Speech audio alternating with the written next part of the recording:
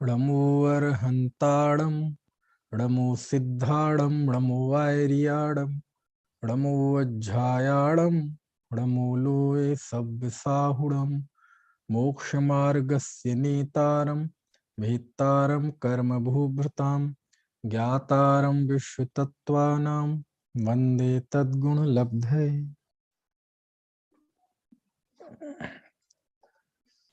तत्वार्थ सूत्र पांचवा, 9वें अध्याय का 5वां सूत्र चल रहा है। संवर का कथन चल रहा है। दूसरे सूत्र में गुप्ती, समिति, धर्म, अनुप्रेक्षा, परिचय और चारित्र के द्वारा संवर होता है। तो कल गुप्ती की बात हो चुकी थी। दूसरा जो संवर का कारण है समिति, तो समिति को बताने वाला ये 5वां सूत्र है। सम इतः यानी प्रवृत्ति, और सम मतलब सम्यक तरीके से भली भांति प्रवृत्ति करना, जीवों की दया पालते हुए प्रवृत्ति करना, वह समिति है। तो पहले सूत्र पढ़ते हैं। ईर्या भाषैषणादान निक्षेपोच सर्गाः समितयः। ईर्या भाषैषणादान निक्षेपोच सर्गाः समितयः।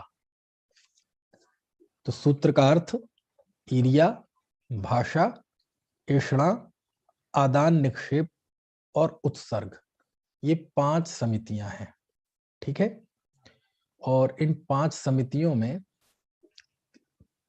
ईर्या समिति यानी गमन शुद्धि, कि जब भी मुनि चलें तो ना चलें तो सबसे अच्छा है, यदि गुप्ती रखें तो बहुत अच्छा है, लेकिन अब नहीं हो पा रहे हैं तो फिर वह यदि गमन करेंगे तो 4 हाथ जमीन देख के गमन करते हैं, सूर्य के बढ़िया प्रकाश में गमन करते हैं, प्रासुक भूमि पर गमन करते हैं। ठीक है ना। और कोई तीर्थ वंदना के लिए, कोई आचार्य से कोई शिक्षा ग्रहण करने के लिए, कोई खास शास्त्र के अध्ययन के लिए, है ना, ऐसे बड़े महान कार्यों के लिए ही वो गमन करते हैं। और एरिया समिति में ये भी शामिल है कि वो बिना किसी काम के गमन नहीं करते, है ना। यानी वो जहाँ कहीं गुफाओं में है तो ऐसे ही घूमने के लिए या ऐसे वो गमन नहीं करते, है ना। उनका कोई ना कोई बहुत महान उद्देश्य होता है तो ही गमन करते हैं। ठीक है, तो ही चलते हैं। तो पहला तो उद्देश्य की पवित्रता, दूसरा प्रकाश में चलते हैं, तीसरा देख के चलते हैं, पूरी सावधानी से चलते हैं, प्रासुक भूमि पर चलते हैं, और बहुत कोमलता के साथ पैरों को रखते हैं, दबे पांवों से। समझ में आया ना। फिर दूसरी समिति थी भाषा समिति, यानी वो ऐसे वचन बोलते हैं, यदि वचन गुप्ती हो तो उससे बढ़िया कुछ हो ही नहीं सकता कि बोले ही ना, क्योंकि बोलना मतलब किसी न किसी से जुड़ना। ठीक है। लेकिन यदि बोलेंगे तो थोड़ा बोलेंगे, आत्महितकारी बोलेंगे, प्रिय बोलेंगे। उनकी वाणी में किसी की निंदा नहीं, किसी की, है ना, किसी राग द्वेष भाव से प्रशंसा नहीं। ठीक है ना। किसी की चुगली नहीं, किसी के प्रति क्रूर वचन नहीं, किसी के प्रति दुर्भावना नहीं, है ना। कोई पैशून्य वचन नहीं, भंड वचन नहीं, कर्कश वचन नहीं। ऐसे असत्य वचन का इतना जबरदस्त वर्णन किया है हमारे शास्त्रों में, है ना। बस थोड़ा बोलना, बहुत प्रयोजनभूत बोलना, जितने से काम बिल्कुल चले ही ना, बस उतना बोलना। ठीक है ना। क्योंकि कोई ज्यादा बोलेगा तो निश्चित रूप से वो भाषा समिति का उल्लंघन करेगा। समझ में आया ना। तो बहुत प्रयोजनभूत बोलना, है ना। उपदेश वगैरह देंगे तो वहां तो तत्व का निरूपण होगा, तो वो तो कल्याणकारी वाणी है। लेकिन उपदेश के अलावा भी बातचीत करते हैं, अपने संघ में भी किसी से बातचीत करते हैं, कोई गृहस्थ कुछ पूछे तो उसको भी कोई बातचीत हो, तो बहुत थोड़ा, आत्महितकारी, मोक्ष मार्ग प्रदान करने वाला वचन और प्रिय वचन। ठीक है। चलो शास्त्र में तो ये लिखा है कि मुख्यता तो बात करना कोई बहुत अच्छी बात नहीं है ना, क्योंकि किसी से बातचीत करना मतलब उससे जुड़ना, लेकिन जितने में के बिना रहा ना जाए उतनी बातचीत करना बस। और शास्त्र में ये तक लिखा है कि जो मुनि है वो गृहस्थों से तो बात करें ही नहीं, बहुत विशेष परिस्थिति में करें, जब किसी की वैयावृत्ति का प्रसंग हो, समाधि का प्रसंग हो, असाधारण परिस्थिति में बात अलग है, लेकिन सामान्य परिस्थिति में तो गृहस्थों से वार्तालाप करें ही नहीं। ठीक है, हाँ कोई प्रश्न पूछे, कोई आत्महितकारी प्रश्न हो तो उसका समाधान करें, लेकिन कोई वार्तालाप कौन हो, कैसे हो, क्या हाल है, ये है वो है, कोई बिकता की राज कथा, चोर कथा, भोज कथा, स्त्री कथा, है ना, राजनीति की चर्चा वो नहीं करते, भोजन की चर्चा नहीं करते, कोई टैक्स आदि की चर्चा नहीं करते, कोई स्त्री की चर्चा नहीं करते, कोई समाज के झगड़े टंटों से उन्हें कोई लेना देना नहीं है, तुम्हारे परिवार में क्या चल रहा है, कितने भाई बहन हो, उससे कोई मतलब नहीं है, तुम्हारे मंदिर में क्या चल रहा है, उससे कोई मतलब नहीं है ना। शास्त्र में तो ये लिखा, मुनि मुनि भी आपस में बहुत कम बात करें, मतलब गृहस्थ से तो दूर की बात, मुनि, एक मुनि दूसरे मुनि से भी बहुत कम बात करे। कम मतलब प्रयोजनभूत बात, कोई खामाखा की बात नहीं। तो प्रश्न पूछा, ऐसा क्यों, मुनि आपस में कम बात क्यों करें? तो कहते हैं इसलिए कि देखो, संघ में आचार्य तो बहुत बड़े हैं, अकेले हैं, एक ही हैं वो तो, और वो तो बहुत ही गंभीर होते हैं, है ना, उनका तो बड़ा पद है, तो उनके सामने तो बड़े शिष्टाचार से रहते हैं सब, आचार्य के समक्ष तो एकदम सब बहुत विनय से रहते हैं। उपाध्याय परमेष्ठी जब पढ़ाते हैं तो उनके सामने भी बड़े विनय से रहते हैं। आपने देखा होगा ना, स्कूल में बच्चे प्रिंसिपल से तो बहुत डरते हैं, अपने टीचर से उतने ना डरते हो, लेकिन फिर भी, है ना, वो रहते हैं तो फिर भी मर्यादा रहती है, बातचीत नहीं करेंगे थोड़े से, फिर भी डर में रहेंगे। लेकिन कोई टीचर ना हो, कोई प्रिंसिपल ना हो, तो फिर जो स्टूडेंट है फिर वो कैसे रहेंगे? ना, क्यों मोक्ष? तो ऐसे ही एक, ये केवल एक उदाहरण है, ऐसे ही जो मुनि संघ है, उस मुनि संघ में आचार्य परमेष्ठी तो संघ के नायक हैं, उपाध्याय परमेष्ठी वो शिक्षक हैं, अब बाकी जो साधु हैं वो सब एक ही, मतलब पद के धारी हैं, मतलब वो समान कैटेगरी के हैं, साधु साधु साधु। तो बोले अब आचार्य के समक्ष तो सब विनय से रहेंगे, उपाध्याय परमेष्ठी के समक्ष भी सब विनय से रहेंगे, लेकिन 24 घंटे तो वो नहीं रहेंगे ना आचार्य के समक्ष, उपाध्याय के समक्ष, तो ज्यादातर समय तो संघ के शेष साधुओं के साथ रहना है। और जब एक ही, मतलब उसके लोग मिल जाते हैं, तो फिर जो मनोविकार है वो मनोविकार उछलकर ऊपर आ सकते हैं, समझ में है ना?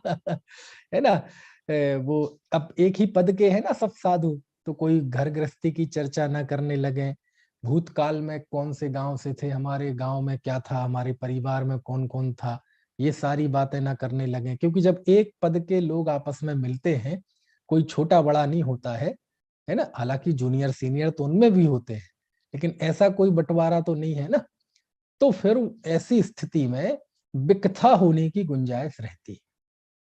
समझ में आया ना? तो शास्त्र कहता है कि साधु लोग आपस में भी बहुत थोड़ी बातचीत करें, थोड़ी मतलब नहीं करने के पीछे ये नहीं है कि कोई मन मुटाव है, नहीं करने के पीछे की क्या बात करें, तत्व चर्चा करना है करें, है ना, वैयावृत्ति के दौरान मान लीजिए कोई साधु बीमार है ना, कोई बालक नव दीक्षित साधु है, कोई बुजुर्ग है, तो उनकी कुशल क्षेम पूछें, बस इतना। आपका आहार ठीक हो गया, कोई आकुलता तो नहीं हुई, आपका चारित्र सही हो रहा है ना, ऐसी कुशल क्षेम तो पूछ सकते हैं, लेकिन इस कुशल क्षेम का संबंध तो काय से है, धर्म से है, लेकिन इसके अलावा कोई नहीं, है ना। आपको जो शारीरिक पीड़ा थी उसमें कुछ कमी है ना, तो वो वैयावृत्ति, तो अब वो तो थोड़ी बातचीत होगी, लेकिन इसके अलावा कोई बातचीत नहीं, ऐसा शास्त्र कहता है। अब अप्रयोजन भूत बात आप कितनी ही मीठी बोले, तो वो भाषा समिति से बाहर है, क्योंकि भाषा समिति की शर्त है थोड़ा बोले, मित बहुत बहुत, है ना, बहुत मुश्किल से, जैसे कोई महाकंजूस होता है ना, एक एक रुपया उसकी दमड़ी, मतलब चमड़ी जाए पर दमड़ी ना जाए, तो वहां तो वो बुरे अर्थ में होता है, लेकिन यहाँ मुनियों के वचन ऐसी बहुत कंजूसी से निकलते, बहुत थोड़ा बोले, जितना बोले वो कल्याणकारी बोले, ठीक है। और तीसरा, मीठा बोले। कई बार ऐसा होता है कल्याण, कई लोग, मुनियों के लिए नहीं कह रहा, आप हम में से कह रहा, बात तो सही बोलते हैं लेकिन इतनी कठोरता से बोलेंगे कि आदमी का दिल छलनी छलनी कर जाए, समझ में आए ना। तो सही कल्याणकारी बोले लेकिन उसी गरिमा के साथ, है ना, कल्याणकारी बात, हितकारी बात उसी गरिमा के साथ, उसी भाव भूमि के साथ, उसी अंदाज के साथ होनी चाहिए जैसी वो बात है ना। तो ये भाषा समिति। तीसरी ऐषणा समिति पर बात चल रही थी हमारी, जो भैक्ष शुद्धि है, आहार की शुद्धि है, पिंड शुद्धि के रूप में मूलाचार में वर्णन है कि मुनि जो आहार लेते हैं वो कैसा आहार लेते हैं, शुद्ध आहार लेते हैं। किससे लेते हैं?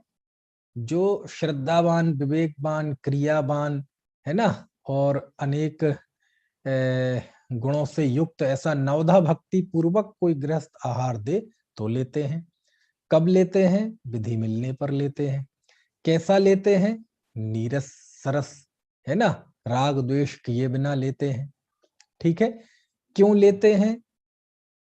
यदि वो भोजन करते हैं तो शरीर की स्थिरता के जरिए तप में वृद्धि के लिए करते हैं, और यदि उन्हें लगे कि भोजन करने से बाधा पहुंचेगी तो वो उपवास करते हैं, है ना।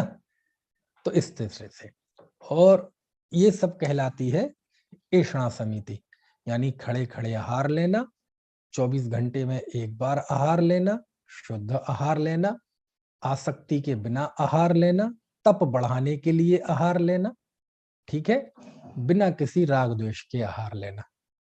तो ये कहलाती है ऐषणा समिति, ठीक है। चलिए, तो अभी कोई कुछ कह रहा, हाँ हाँ बताओ मोक्ष, कुछ कह रहे। मेरे जी, कल आपने बताया था कि आप वो भी बताएंगे कि वो कर पात्र में क्यों भोजन करते हैं। अच्छा, हाँ, ठीक ठीक ठीक, चलो देखो, जो जितना भी हमारा जैनाचार है, चाहे गृहस्थ का हो चाहे मुनि का हो, अब यहाँ मुनि की बात चल रही है, तो हमारा जो भी चरणान योग है, जो भी आचार शास्त्र है, उसके दो पहलू हैं। एक प्रमुख पहलू तो है जीव दया, जीवों के प्रति करुणा का भाव। जितना भी आचरण है, जितना भी चरणान योग है, उसके केंद्र में क्या है? जीव दया, ठीक है ना। धम्मो दया विशुद्धो, कुंद कुंद देव का वचन है। और हर एक क्रिया का एक आध्यात्मिक पहलू भी है। मैं आपको दोनों ही पहलू बताऊंगा। कल मैंने आपका एक उसका बताया था कि वो खड़े खड़े आहार क्यों लेते हैं। तो खड़े खड़े आहार लेने के पीछे बताया था कि खड़े खड़े आहार लेना का आध्यात्मिक पहलू तो ये है कि वो अनासक्ति का प्रतीक है। वो इस बात का प्रतीक है कि गृहस्थ दशा ठहरने लायक दशा नहीं है, बैठने लायक दशा नहीं है ना, वहां से निकलने लायक दशा है ना। गृहस्थ का घर काजल की कोठरी है, इसमें जो जाएगा उसे दाग लगेगा लगेगा, इसलिए वो ठहरते नहीं है। उनका खड़े होकर आहार लेना इस बात का प्रतीक है कि ये हमारी एक मजबूरी है कि हम आ रहे हैं तुम्हारे घर पे आहार के लिए, है ना, लेकिन ये रहने लायक, ठहरने लायक स्थान नहीं है। आनंद तो, है ना, इस गृहस्थी के त्याग करके, है ना, प्रत्याख्यान रूप अवस्था में है। चरणान योग का पहलू, खड़े खड़े होकर आहार लेने से, है ना, एक तो प्रमाद नहीं आता, आलस्य नहीं आता। खड़े खड़े आहार लेने से भोजन के प्रति गृद्धता नहीं होती। समझ में आया ना। ये तो गृहस्थ आदमी है आजकल खड़े खड़े खाना खाता है शादी ब्याह दावतों में, लेकिन वो खड़े खड़े भी ऐसा पेल पेल के खाता है ना। रोज घर में 10 मिनट में भोजन निपट जाता है, और कहीं शादी ब्याह में जाए 1 घंटे तक भोजन करता है, पता नहीं क्या खाता रहता है ना। वो आसक्ति से खाता है, यहाँ जाएगा वहां जाएगा, बैठ जाएगा, ऐसा, है ना। तो वो अलग तरह की उसकी व्यवस्था है। लेकिन मुनि जब खड़े होकर आहार लेते हैं तो एक स्थान पर खड़े खड़े आहार लेने से उनकी शारीरिक सामर्थ्य का भी उन्हें पता चलता है, ठीक है ना। भोजन के प्रति अति आसक्ति भी नहीं होती, प्रमाद भी नहीं रहता। और एक और इसका कल पहलू बताया था, क्या बताया था कि समाधि के लिए बताया ना, जंघा बल, बाहुबल, है ना, ये कम हो जाए तो समाधि लेनी चाहिए। यदि ऐसी बुजुर्ग अवस्था आ जाए कि अब खड़ा भी नहीं हुआ जा रहा, तो वो वहीं पता चल जाता है कब, कि जब आहार लेंगे तो कुछ देर तो लगेगी ना। और आप देखना, कभी आप 15 मिनट घूम लो, हो सकता है उसमें उतने ना थको, लेकिन आप 15 मिनट एक जगह पे खड़े रहो तो जल्दी थकान हो जाती है। तो उससे शारीरिक सामर्थ्य का भी पता रहता है ना। चलो अब एक बात और, हाँ, कि वो कर में, भोजन में आहार, कर रूपी पात्रों में आहार क्यों लेते हैं, हाथ में आहार क्यों लेते हैं?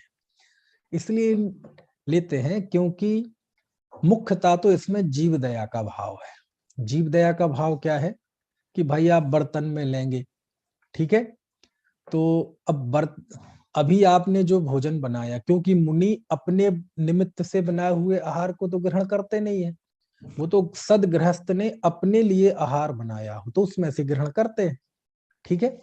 तो उसने अपने लिए जितना बनाया था उसमें जो भी आरंभ होना था, मतलब जीव हिंसा होनी थी यत्नाचार पूर्वक बनाते हुए भी, वो तो हो गई, वो मुनि के नाम से अलग से नहीं हुई। लेकिन यदि वो बर्तन में आहार लेंगे, तो बर्तन में आहार लेंगे तो बर्तन के धोने में और उसमें जो आरंभ होगा, आरंभ तो आप जानते हैं ना, घर गृहस्थी के कार्यों में होने वाली हिंसा, उसकी जिम्मेदारी किसकी होगी?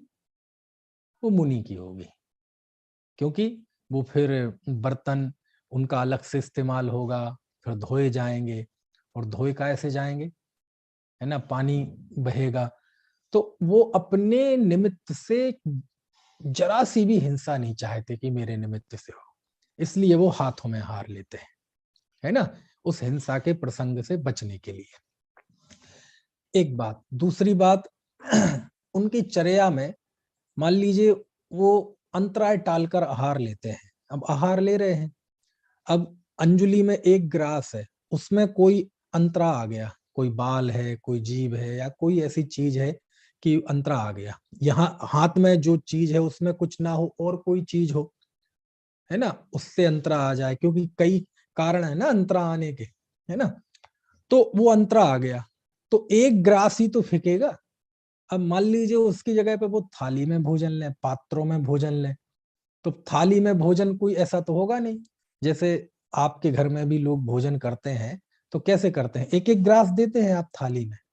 नहीं, एक कटोरी में दाल भर के, एक कटोरी में सब्जी, एक दूसरी सब्जी, और फिर और दुनिया भर की चीजें, सलाद, रायता, नमकीन, जो जो भी है, जहां जहां जिस जिस क्षेत्र का जो जो भी जैसा हिसाब हो, तो वो पूरी थाली सजा के देते हैं, है ना। अब आपकी थाली सजाने के बीच में, अब आप बीच में भोजन छोड़ के चले जाएं, तो अब वो थाली का भोजन तो बेकार हो गया ना, क्योंकि वो तो अब जूठा हो गया, तो वो फेंकेगा।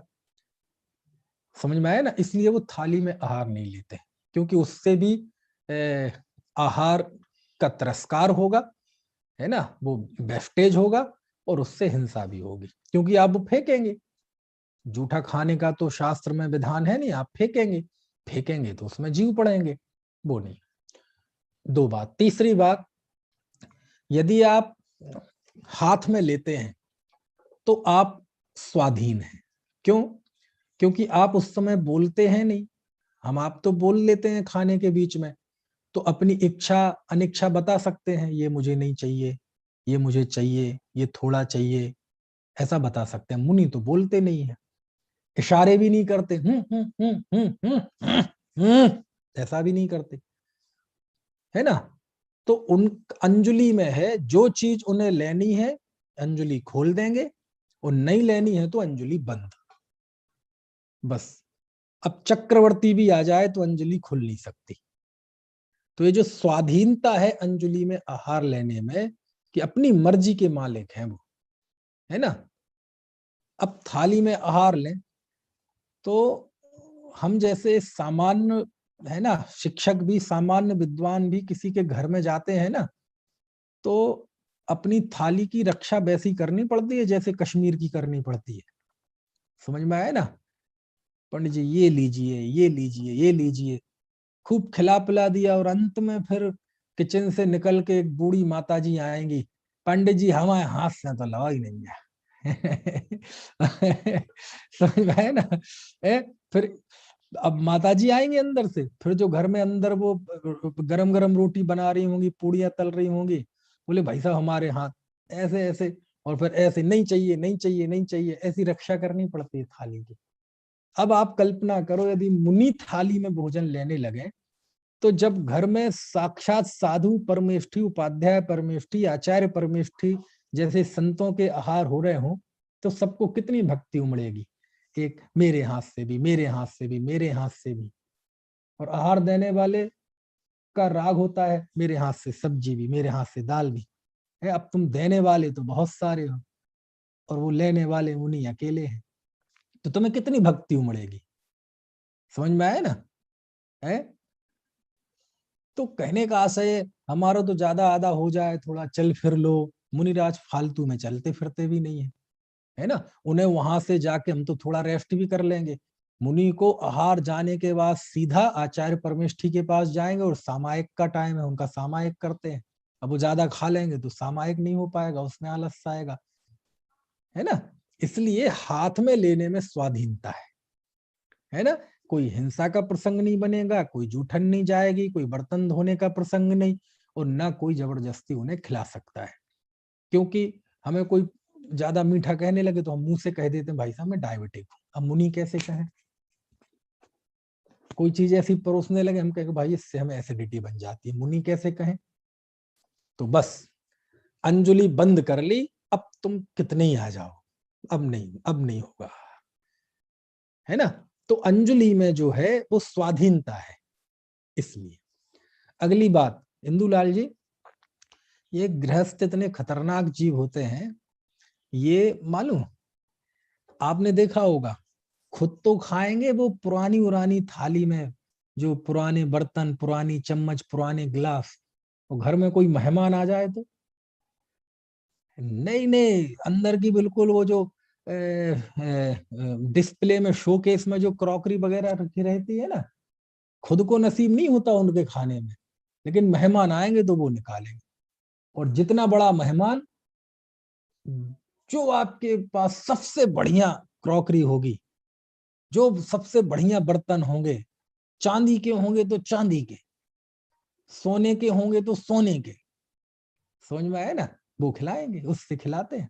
खुद भले ही वो रोज स्टील के से खाएंगे पिएंगे, लेकिन मेहमान आ जाए और मेहमान बड़ा आदमी हो तो फिर पूरा वैभव दिखाएंगे, पूरा प्रदर्शन करेंगे। करेंगे कि नहीं करेंगे? अब बड़े आदमी में बोलो मुनि पधार जाए कोई, उनसे बड़ा तो नहीं है ना कोई जो आपके घर में आ सके, बाकी तो सब नीचे ही है ना। अब वो आ जाए तो आप क्या करेंगे? उनके लिए तो ये कहा, अरे कोई मुनिराज के दर्शन हो जाए तो पलकन ते मग झाड़ू, तो मैं अपनी पलकों से उनके रास्ते को झाड़ूंगा। समझ में आया ना? इतनी भक्ति उनके लिए तो। और वो घर में आ जाए तो काय में भोजन कराएंगे आप? ये अपने रोज के स्टील के में खिलाएंगे, जिसके पीछे वो लिखा रहता है शादी के जमाने का, जब दहेज में आए होंगे ना बर्तन, तो ससुराल वालों ने पीछे नाम लिखवा दिया होगा। वो आती ना एक मशीन सी जिसमें स्टील के बर्तनों में, पुराने बर्तनों में, उनमें खिलाएंगे। नहीं, अरे आप पूरा प्रदर्शन, है ना? जो जिसकी हैसियत होगी, चांदी के हैं तो चांदी के में, सोने के हैं तो सोने के में। अब मणियों वणियों वाले तो अब रहे नहीं लोग, है ना? उसमें खिलाएंगे, मणियों के पात्र में वो हलवा रख के लाएंगे और महाराज श्री को देंगे। तो तुम कोई भी प्रदर्शन करने का मौका है वो छोड़ोगे नहीं। लो, नहीं लेते। तुम्हारी जिस चीज में तुम गौरव और प्रदर्शन का अनुभव कर सको, हम वो चीज रखेंगे ही नहीं। ये है हमारे हाथ, इसमें ही लूंगा, तुम प्रदर्शन नहीं कर पाओगे। हम तुम्हारे उन वैभव की चीजों को हाथ भी नहीं लगाएंगे। समझ में आया ना? हम तो यही हमारे हाथ है, स्वावलंबन है ना? ये ठीक है ना? और कर्म में यदि वो अंजलि बना पा रहे हैं, खड़े रह के खा पा रहे हैं, भोजन ले पा रहे हैं, और अंजलि बनाए रखने में सक्षम है, इसका मतलब वो मुनिचर्या पालन कर सकते हैं। यदि वो खड़े भी न रह पाए और अंजलि भी ठीक से ना बना पाए, और कंप कपी आने लगे, छूट जाए अंजलि, इतनी सामर्थ्यहीन हो जाए, तो इसका मतलब बाहुबल भी खत्म हो गया। जंघा बल खत्म हो गया, बाहुबल खत्म हो गया, बोले अब समाधि की तैयारी करो। समझ में आया ना? तो इसलिए वो कर पात्री होते हैं, ठीक है ना। अच्छे छेड़ाला में तो अच्छे अच्छे पद हैं, भजनों में भी एक से एक पद है ना। चलो, तो ये आपको समझ में आ गई ऐषणा समिति। अच्छा, लेना क्यों? लोग भोजन करते हैं मानो खाने के लिए जीते हैं, कुछ लोग जीने के लिए खाते हैं। मुनिराज खाने के लिए तो जीते नहीं, जीने के लिए भी नहीं खाते, बल्कि तपश्चरणमय जीवन जीने के लिए खाते हैं। काय के लिए? तपश्चरण के लिए खाते हैं, ठीक है ना। ये उनका उद्देश्य है। शास्त्रों में तो अच्छी अच्छी उपमाएं दी कि उनका भोजन ऐसे होता है जैसे गाड़ी गाड़ी होती है ना, बैलगाड़ी। तो बैलगाड़ी का जो पहिया होता है, वो पहिए में एक लिक्विड लगाते हैं।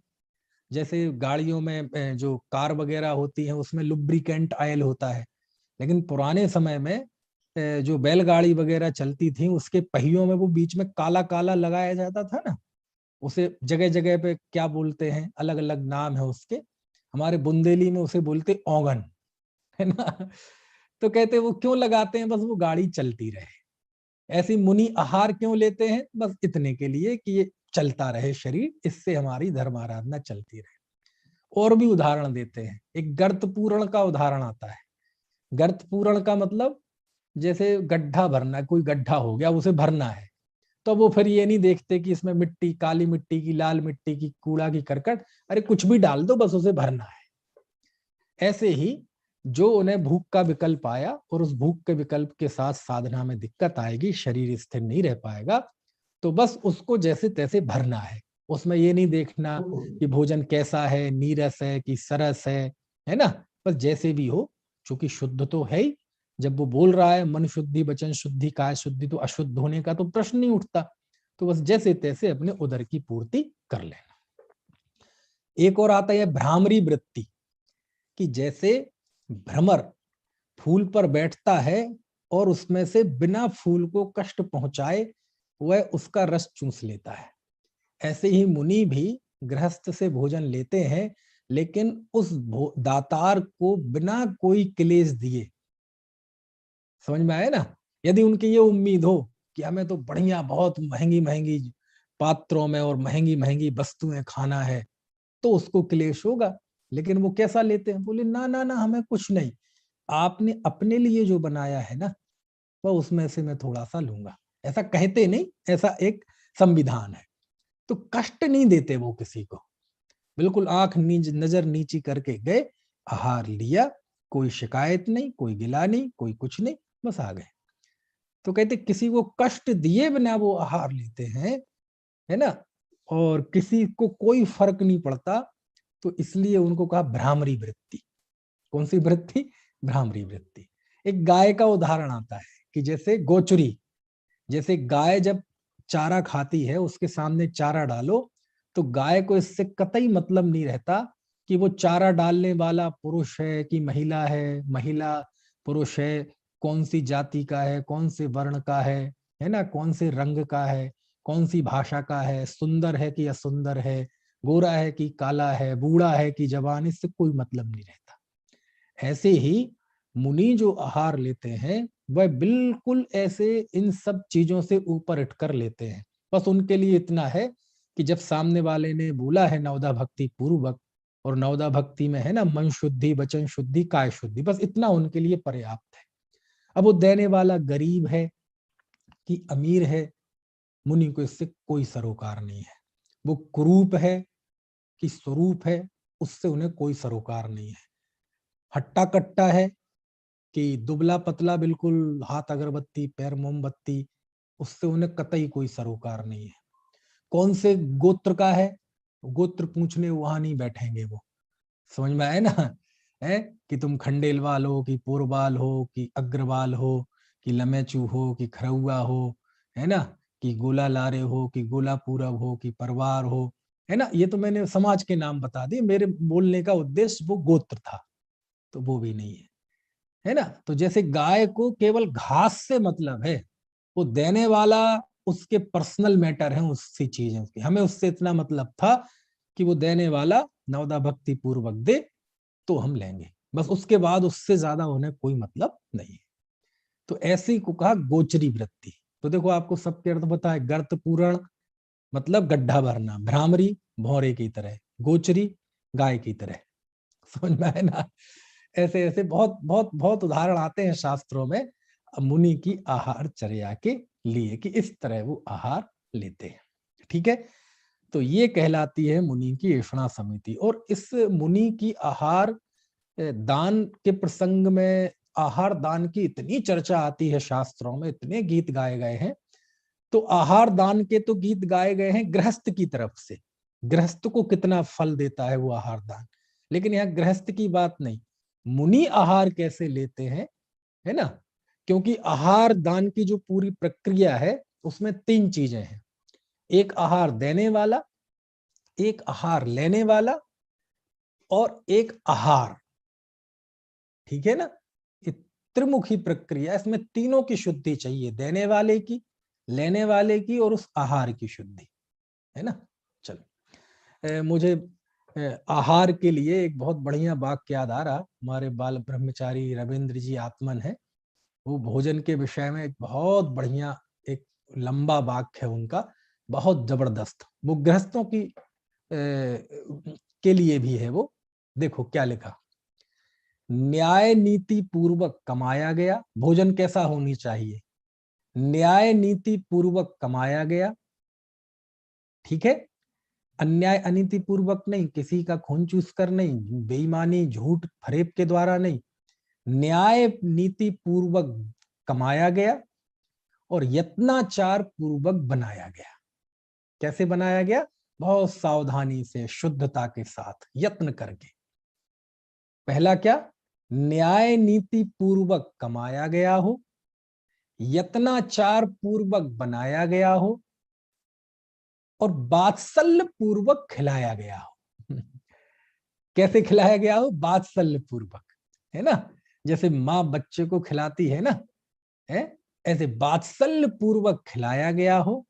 और चौथा, अनासक्ति पूर्वक खाया गया हो। कैसा गया, अनासक्ति पूर्वक खाया गया हो, यानी उसमें आसक्ति नहीं, कोई गिलास को नहीं, है ना। ऐसा अपनी शरीर की प्रकृति के अनुकूल, है ना, वो भोजन करना चाहिए। अब आप इसके 32 अंतराय और 46 दोष टाल के हम एक लाइन में बोल तो देते हैं कि ऐषणा समिति क्या है, बोले 32 अंतराय और 46 दोष टाल कर आहार लेना।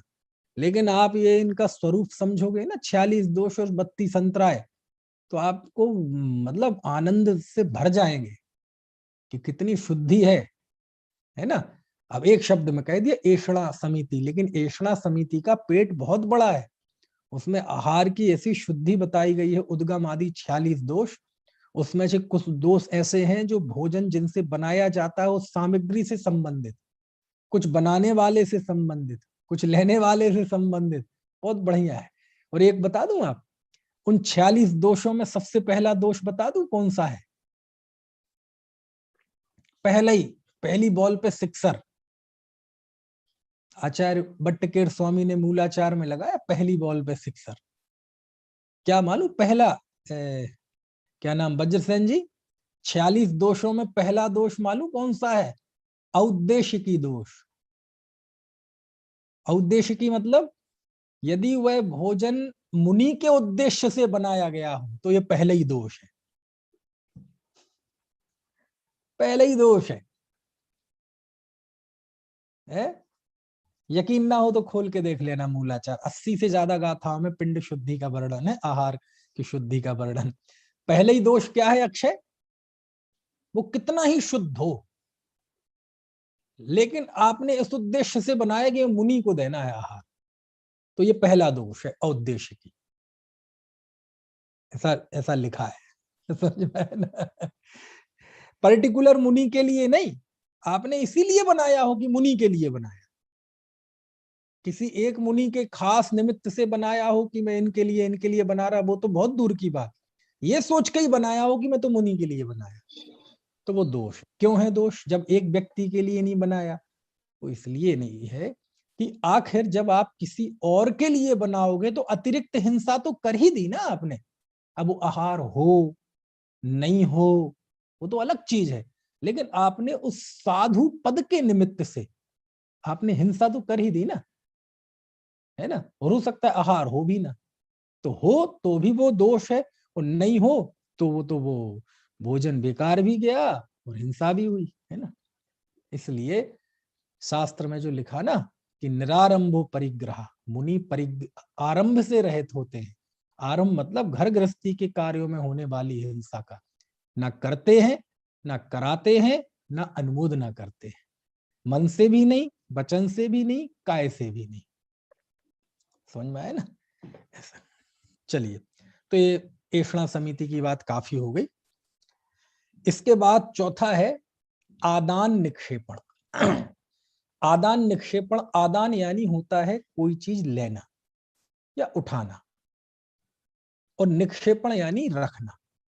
ठीक है, निक्षेपण क्षेप रखना, तो कोई भी वस्तु जैसे पिच्छी है, कमंडलू है, शास्त्र है ना, और कोई उपकरण है, पाटा वगैरह है, तो इन उपकरणों को कैसे बहुत सावधानी से उठाना, लेना, और बहुत सावधानी से रखना।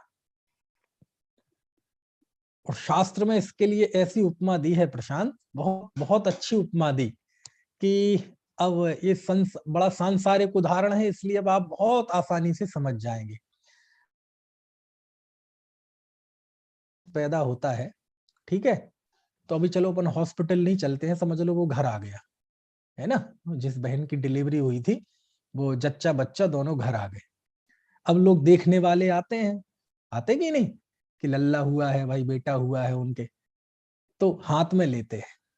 तो कैसे लेते हैं जरा बताना, कैसे लेते हैं? एकदम ऐसे उठा देंगे और ऐसे रख देंगे?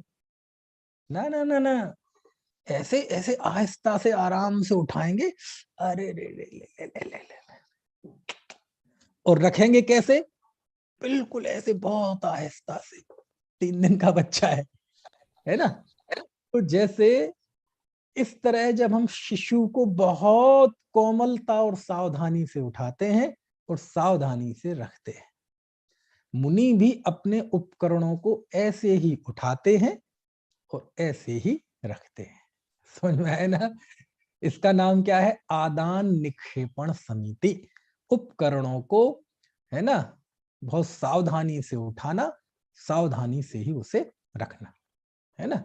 आप देखो कभी जब ये शास्त्र, ये विधान वगैरह होते हैं, तो वो विधान कराने वाले को सूचना देनी पड़ती है कि नहीं, कि भैया जो भी पूजन की पुस्तक बंद करें, उसमें से चावल को निकाल दें, उसे झड़ा लें, फिर रखें। ये काय के लिए दी जाती है ना।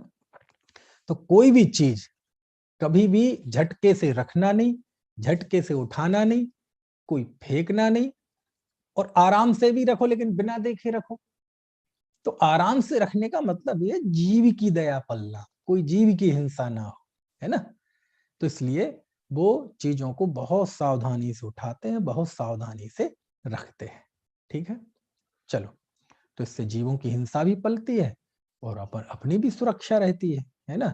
अब पता चले कोई चीज को बिना देखे उठा रहे हैं, उसमें कोई कीड़ा मकोड़ा हो, बिच्छू हो, है ना, काट ले वे तो सब तरह से सुरक्षा है ना। चलो, मुख्य तो जीव दया है। ठीक है, तो ये हो गया आदान निक्षेपण। तो ये 4। फिर अंतिम है उत्सर्ग। उत्सर्ग का दूसरी जगह नाम प्रतिष्ठापना भी आता है। उत्सर्ग मतलब त्याग करना। किसका त्याग करना? रागद्वेष भाव का नहीं, वो तो त्याग है ही। यहाँ प्रवृत्ति, शरीर की प्रवृत्ति में मल का त्याग करना, मूत्र का त्याग करना, कफ निकालना, है ना, या जो भी है ना, श्लेष्म, ये सब निकालना। तो जो भी शरीर के मलमूत्र आदि है उसको निकालना, वो कहलाता है उत्सर्ग, उनका त्याग करना। अब देखो, उत्सर्ग मतलब उत्सर्ग का अपन सामान्य अर्थ ही कहते त्याग करना, है ना। और यही कारण है, अब हमारे यहाँ देखो थोड़ी सी दान और त्याग, ये 2 चीजें आती ना, तो दान और त्याग को आपस मतलब मोटे मोटे तौर पर एक माना जाता है, बारीक तो अंतर है। तो त्याग और दान, लेकिन दोनों में फर्क है। लेकिन आप देखेंगे कि यहाँ तो उत्सर्ग की बात कर रहे हैं, त्याग की बात। आप कभी स्टेशन पे जाइएगा, बस स्टैंड पे लिखा रहता है थूक दान, पीक दान, कचरा दान। पीक का भी दान होता है, देखो, थूक का भी दान होता है ना? है? ऐसे, हालांकि वहां दान का अर्थ दान नहीं है, वहां दान का अर्थ उस अर्थ में है जैसे पान दान होता है, सुपारी दान होता है। वहां दान मतलब वो चीज रखना, है ना? लेकिन ऐसे वो पढ़ने में ऐसा लगेगा थूक दान, पीक दान, है ना, कि आप यहाँ थूक का दान करें, आप यहाँ पीक का दान करें। जबकि वो दान नहीं होता है, वो त्याग होता है। क्यों? दान तो अच्छी वस्तु का होता है, त्याग बुरी वस्तु का होता है। इसलिए यहाँ उत्सर्ग है ना? मल मूत्र दान नहीं, मल मूत्र का त्याग। इससे ही पता चलता है कि दान और त्याग में फर्क है ना? तो कैसे करना मल मूत्र का त्याग? अब देखो, कफ वगैरह है, ये तो जब परिस्थिति बने तो उसमें भी वही सावधानी रखना चाहिए। मल मूत्र की मुख्यता है से बात है, तो मल मूत्र की मुख्यता से लिए ऐसे स्थान पे जाना चाहिए जहां एक तो प्रासुक हो, मैदान जैसी जगह हो, कहीं कोई लज्जा का प्रसंग ना आए, कोई देखने वाला ना हो, है ना? और जहां भी जाए वो स्थान में कोई कीड़े मकोड़ों के बिल ना हो, है ना, कोई घास फूस ना उग रही हो, कोई अंकुर ना फूट रहे हो, और जहां मलमूत्र बह सके, है ना? तो कुल मिला के यह है कि बिल्कुल, और कोई आपके जाने में किसी को कोई वहां आपत्ति ना हो, कोई कंप्लेन ना हो, समझ में आया ना?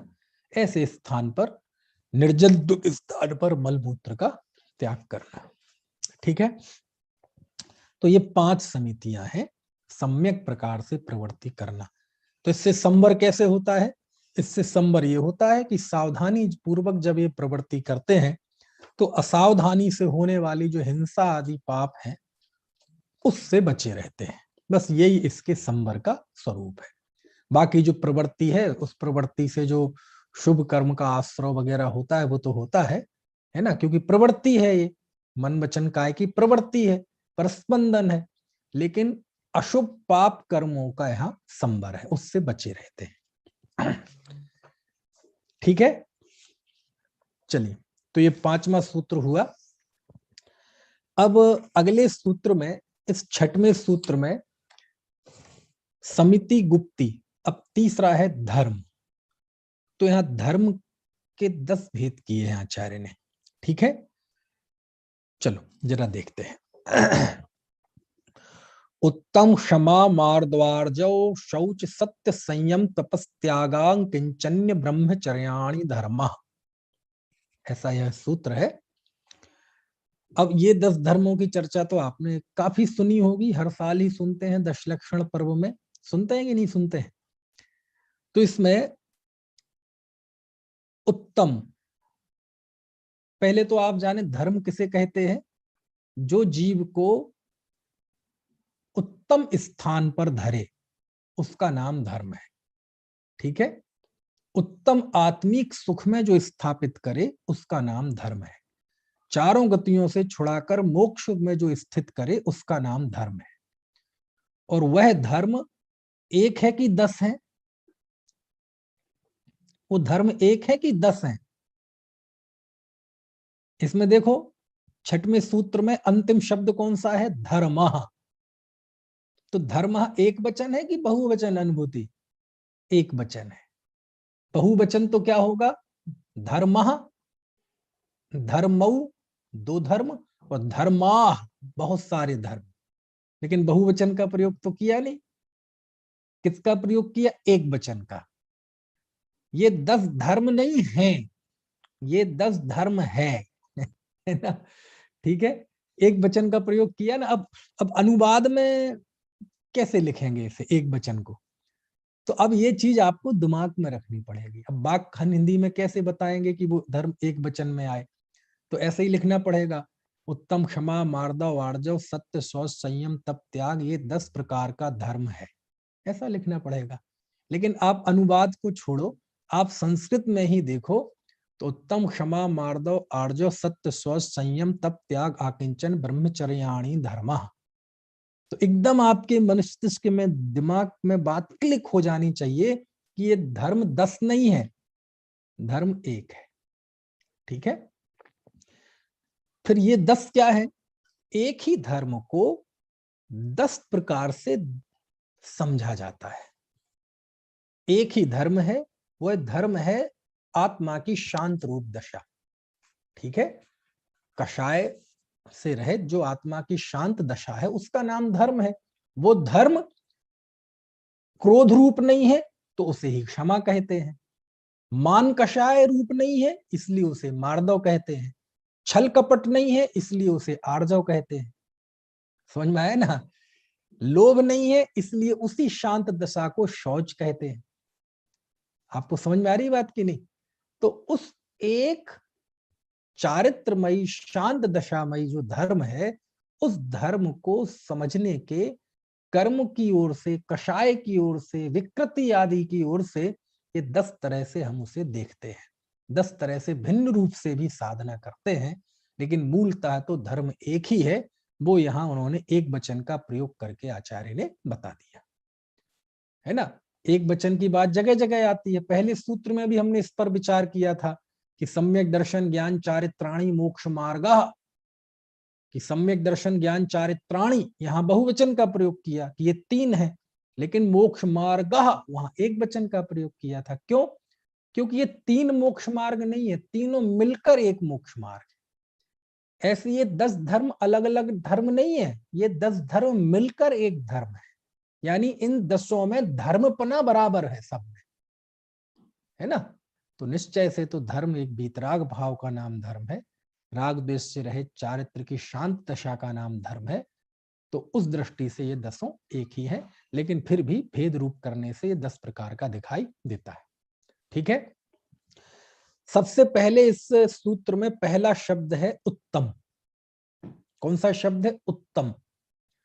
ये उत्तम क्या होता है? गुड, बेटर, बेस्ट, अच्छा, इससे अच्छा, सबसे अच्छा। गुड अच्छा, बेटर किसी और की अपेक्षा अच्छा, और बेस्ट सबसे अच्छा। ठीक है, तो उत्तम। अब एक एक के साथ ये उत्तम शब्द लगाना है। उत्तम क्षमा, उत्तम मार्दव, उत्तम आर्जव, ऐसे सबके साथ लगाना। अब प्रश्न तो फिर वही रहा कि उत्तम शब्द क्यों लगाया? उत्तम क्षमा, सुनना ध्यान से प्रशांत, क्षमा धर्म नहीं है, उत्तम क्षमा धर्म है। मार्दव धर्म नहीं है, उत्तम मार्दव धर्म है। सरलता धर्म नहीं है, उत्तम सरलता धर्म है। संयम धर्म नहीं है, उत्तम संयम धर्म है। ब्रह्मचर्य धर्म नहीं है, उत्तम ब्रह्मचर्य धर्म। ये क्या पहेली बुझा रहे हो? क्षमा धर्म नहीं है, उत्तम क्षमा धर्म है। मार्दव धर्म नहीं है, उत्तम मार्दव धर्म है। क्या मतलब हुआ? समझ में नहीं आई बात? समझाते हैं, क्यों घबराओ। उत्तम यानी, उत्तम का एक सीधा साधा अर्थ तो आपको मिल जाएगा शास्त्रों में, ज्यादा दूर मत जाएं। तो रत्नकर्ण श्रावकाचार्य की जो भाषा वचनिका है, उस भाषा वचनिका में पंडित सदा सुखदास जी ने बिल्कुल सीधा सीधा अर्थ किया है। उत्तम यानी सम्यक दर्शन और सम्यक ज्ञान। ठीक है, तो क्षमा धर्म है, लेकिन कब? जब वह सम्यक दर्शन ज्ञान सहित क्रोध आदि की निवृत्ति हो, क्रोध की निवृत्ति हो, तो वो उत्तम क्षमा है। इसका मतलब क्या हो गया? मिथ्या दृष्टि की क्षमा क्षमा धर्म नहीं है। मिथ्यात्व और अज्ञान सहित होने वाली जो क्रोध की मंदता है, वह क्षमा नहीं है। कोई व्यक्ति बोले बड़ा क्षमाशील है, बड़ा क्षमाशील है, समझ में आए ना? तो कहते वो क्षमा नहीं है, जो सम्यक दर्शन ज्ञान सहित क्रोध की निवृत्ति होती है वो क्षमा है। क्या फर्क है दोनों में। आपने देखा होगा कई व्यक्ति मतलब थोड़ा नेचुरली थोड़े से क्षमा कर देते हैं लोग, ठीक है यार गलती की, चलो कोई बात नहीं, वो क्षमा तो है लेकिन उत्तम क्षमा नहीं है। कई लोग तो ऐसे होते हैं कि मालूम जब उत्तम क्षमा की बात आती है तो मालूम किसका उदाहरण देते हैं, कृष्ण का। किसका? श्री कृष्ण का। बोले श्री कृष्ण ने नियम लिया था कि मैं 100 गलती माफ कर दूंगा। किसकी? वो क्या नाम था उसका, मैं नाम भूल गया। शिशुपाल। शिशुपाल शिशुपाल तो 100 गलतियां माफ करी बोले उसकी, तो उसको बड़ो क्षमा के रूप में लेते हैं कि 100 अरे वो आप उसे क्षमा तो कह दो चाहे, असली में तो वो क्षमा भी नहीं है। क्यों? क्योंकि यदि क्षमा कर दिया, जैसे मान लीजिए किसी ने एक गलती की और हमने क्षमा कर दिया, तो क्षमा करने के बाद उसने फिर से गलती की, तो वो उसकी पहली गलती कहलाएगी कि दूसरी गलती? भाई देखो, यदि आपने दिल से क्षमा कर दिया तो वो तो फाइल बंद हो गई ना, अब तो ये फिर से पहली कहलाएगी। लेकिन आप याद रखते तो दूसरी गलती। देखो आपने उसे 10 बार क्षमा कर दिया और 11वीं गलती की, आपको पता है आपने पहली गलती उस दिन, उस महीने में, उस तारीख में वहां खड़े खड़े की थी, मैंने तुम्हें क्षमा कर दिया था। दूसरी गलती तुमने 2022 जनवरी 1 में की थी, उस दिन हमने क्षमा कर दिया। ऐसे तुम 10 गलती पूरी गिना दो और फिर कहो आज तुम्हारी 11वीं गलती है, तो वो कहेगा फिर तुमने क्षमा काहे का किया, तुम तो अभी तक बिल्कुल दिमाग में बिल्कुल स्टोर किए हुए हो। तो ऐसे बोले 100 गलतियां क्षमा की थी, बोले 100 गलती क्षमा करूंगा 101 में। फिर उनने निपटा दिया शिशुपाल को। तो उनकी जो वचनबद्धता है वो तो प्रशंसनीय है, लेकिन ये उत्तम क्षमा नहीं है। समझ में आया ना? है? लेकिन मैंने तो देखा अपने जैन धर्म के वक्ता लोग उत्तम क्षमा के नाम पे इस क्षमा को गिनाते, उन्हें वो क्षमा नहीं दिखती। कौन सी? कि गज कुमार मुनिराज ध्यान में बैठे हैं और किसी ने वो उसने उपसर्ग किया और सिर पे सिगड़ी जला दी। उत्तम क्षमा के लिए उदाहरण याद नहीं आते हैं। यशोधर मुनिराज को सर्प डाल दिया, उन्होंने धर्म वृद्धि का आशीर्वाद दिया, उन्हें ये क्षमा नजर नहीं आती है। गुरुदत्त महाराज को पूरे शरीर में कपास लपेट के आग लगा दी और बाहर शरीर जल रहा था, अंदर में वो कर्म जला रहे थे, ये क्षमा नजर नहीं आई। उसे क्षमा नजर आई तो वो नजर आई। है ना? चलो, तो कल 2 शब्दों की सार्थकता तो हमने जानी कि इसमें एक वचन का प्रयोग क्यों है, क्योंकि ये एक ही है धर्म। ये 10 धर्म वाले 10 आदमी नहीं है कि ये इसमें उत्तम क्षमा है, इसमें उत्तम मार्दव है, इस जीव को उत्तम मार्दव है, इस जीव के उत्तम शौच है, ऐसा नहीं है। समझ में आ रही है बात? एक ही जीव है, एक ही जीव की चारित्र गुण की एक ही अवस्था है, उस एक ही अवस्था को ये 10 तरह से भेद रूप से देखा गया है ना? आदमी एक ही है और वह भी अच्छा है, लेकिन अब उसकी अच्छाई को कितने तरह से देखा जाएगा। देखो वह व्यक्ति झूठ भी नहीं बोलता, देखो वह व्यक्ति किसी को बुरा भला भी नहीं कहता, देखो वह व्यक्ति फालतू की बातचीत भी नहीं करता, देखो वह किसी का बुरा भी नहीं करता, देखो वह रोज मंदिर भी जाता है, देखो वह स्वाध्याय भी करता है। तो उसकी अच्छापन जो है ना, उस अच्छेपन को ये भेद रूप से देखा गया है ना? ऐसे ही धर्मात्मा जीव एक ही है, उसका धर्म भी एक ही है, चारित्र गुण की निर्मलता, बस उसी को ये भेद रूप से देखा गया है।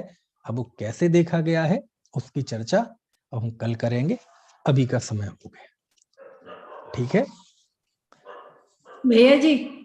हाँ बताइए। आज पहली बार उत्तम शब्द का सही अर्थ समझ में आया है। नहीं, अभी और सही बताऊंगा मैं। मतलब कंफ्यूजन होता था कि श्रेष्ठ में लेंगे, किस में लेंगे उत्तम शब्द को एकदम से। उत्तम इसलिए, उत्तम का शब्द का अर्थ तो श्रेष्ठ ही होता है, लेकिन उत्तम शब्द उत्तम क्षमा में जो उत्तम लगा तो श्रेष्ठ क्षमा, अपन कहे उत्तम क्षमा मतलब श्रेष्ठ क्षमा, तो ये तो वही बात हो गई कि साहब लेट क्यों हो गए, बोले देर हो गई। तो उत्तम क्षमा मतलब श्रेष्ठ क्षमा, लेकिन श्रेष्ठ का निर्धारक क्या है, कैसे निर्धारित होगा कि उत्तम क्षमा है, श्रेष्ठ क्षमा है? इससे श्रेष्ठ कोई क्षमा हो नहीं सकती, क्योंकि बेस्ट एक ही होता है, बेस्ट हमेशा एक ही होता है, उत्तम एक ही होता है ना। तो बोले ऐसी क्षमा तो सम्यक दर्शन सम्यक ज्ञान सहित जो क्षमा है, यही सबसे उत्कृष्ट क्षमा है, इससे उत्तम कोई उत्कृष्ट क्षमा नहीं है। इसलिए उन्होंने सिंपल लिखा बिल्कुल कि सम्यक दर्शन जो है, ये उत्तम शब्द जो है वो सम्यक दर्शन ज्ञान की सत्ता का सूचक है। ठीक है, तो ये मुझे वहां पढ़ने मिला, और भी कहीं होगा, मेरा ध्यान नहीं गया होगा, पढ़ा होगा, उस दृष्टि से सोचा नहीं होगा, लेकिन मुझे जो अभी याद आ रहा है वो पंडित सदासुखदास जी का याद आ रहा है। और वहीं से फिर परंपरा से आ गया, जो हमारे दादा की पुस्तक है धर्म के 10 लक्षण, उसमें भी उन्होंने वो बताया है, वो वहीं से शायद लिया होगा, है ना, सदासुखदास जी के, कि जो उत्तम शब्द है वो सम्यक दर्शन ज्ञान का सूचक है। ठीक है, और ये हो गई सम्यक दर्शन ज्ञान की भाषा में। एक और यदि थोड़ा ऐसे आध्यात्मिकता का उससे से देखा जाए, तो उत्तम क्षमा मतलब आत्मा का स्वभाव, यानी स्वाभाविक क्षमा। मार्दव यानी स्वाभाविक मार्दव। स्वाभाविक क्षमा मतलब, स्वाभाविक क्षमा मतलब एक तो ऐसी क्षमा होती है जो ऊपर से उड़ी हुई, कोई बुरा भला ना कहे इसलिए क्षमा कर रहे, भैया हमें अपनी पद की गरिमा रखनी है इसलिए क्षमा कर रहे हैं, या भैया मुझे गुस्सा करके बैर भाव पाल के हमें नरक में नहीं जाना इस डर से क्षमा कर रहे हैं, या कि भैया मुझे तो स्वर्ग आदि में जाना है, उत्तम गति प्राप्त करना है, इस लोभ से वह क्षमा कर रहा है, अथवा जिन धर्म की रक्षा करनी है इसलिए क्षमा कर रहा है। तो ये सब क्षमा है अस्वाभाविक क्षमा, क्योंकि ये ऊपर से उड़ी हुई है। ठीक है, फिर स्वाभाविक क्षमा कौन सी होती है? ना तो नरक आदि के डर से, न स्वर्ग आदि के लोभ से, न इहलोक में मान कषाय की वजह से, न कोई बाहर से उड़ी हुई, न कुल अपेक्षा, इनमें से कोई कारण ना हो। ठीक है, जब आत्मा ऐसी शांत स्वाभाविक दशा में रहे कि उसके अंदर क्रोध के अभाव रूप शांत अवस्था ही रहे, बस उसका नाम है स्वाभाविक क्षमा, उसी को कहते हैं उत्तम क्षमा, है ना। अब वो क्षमा जरूरी नहीं है कभी ऐसी प्रकट हो दिखाई दे कि कोई आके पहले मुनि पे अत्याचार करे और फिर वो उसको क्षमा करे, पहले कोई सांप डाले गले में और फिर धर्म वृद्धि का आशीर्वाद दे। अच्छा, यशोधर मुनिराज के ऊपर उपसर्ग नहीं हुआ होता तो उनके वो स्वाभाविक क्षमा नहीं थी क्या? गज कुमार मुनिराज के ऊपर सिगड़ी नहीं लगा डालते तो उनके वो स्वाभाविक क्षमा नहीं थी क्या? ये स्वाभाविक क्षमा तो उस समय उस घटना में प्रकट हो गई, और वो बाहर की प्रवृत्ति कोई मिथ्या दृष्टि के भी हो सकती है, कदाचित कोई द्रव्यलिंगी के भी हो सकती है। समझ में आए ना? इसलिए वो जो स्वाभाविक क्षमा है वो तो उनके 24 घंटे रहती है, 365 दिन रहती है ना। चलो बाकी की बात कल करेंगे, आज भी समय ज्यादा हो गया है ना। जावाणी के ज्ञान ते सूझे लोकालोक, सोवाणी मस्तक नमो सदा देत हूँ।